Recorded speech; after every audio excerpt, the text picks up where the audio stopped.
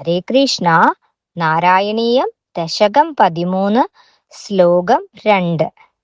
സമായാവി വിഷ്ണുർ ഹരതി ഭവദീയാം വസുമതിം പ്രഭോ കഷ്ടം കഷ്ടം കിമിദമിതി തേനാഭിഗദിത നദൻ ക്വാസോ ക്വാസ വിധി സമുനിനാ ദർശിതപദോ ഭവന്തം സംപ്രാപ ധരണിധരമുത്യന്തമുദകാത്. മായാപ്രയോഗത്തിൽ വിദഗ്ധനായ ആ മഹാവിഷ്ണു തന്റേതായ ഭൂമിയെ അപഹരിച്ചു കൊണ്ടുപോകുന്നു.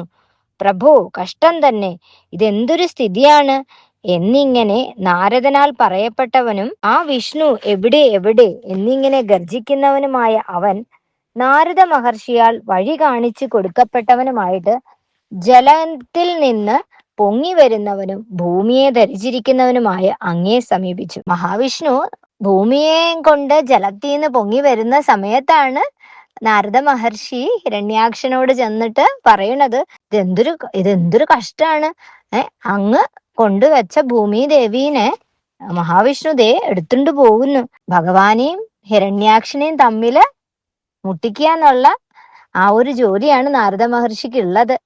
ആ മഹർഷിയെയും പൊന്നു ഗുരുവായൂരപ്പനെയും എല്ലാവരും വാഴ്ത്തുക, എല്ലാവരും സ്തുതിക്കുക, എല്ലാവരും നമസ്കരിക്കുക. ഹരേ കൃഷ്ണ. സർവം കൃഷ്ണാർപ്പണമസ്തു.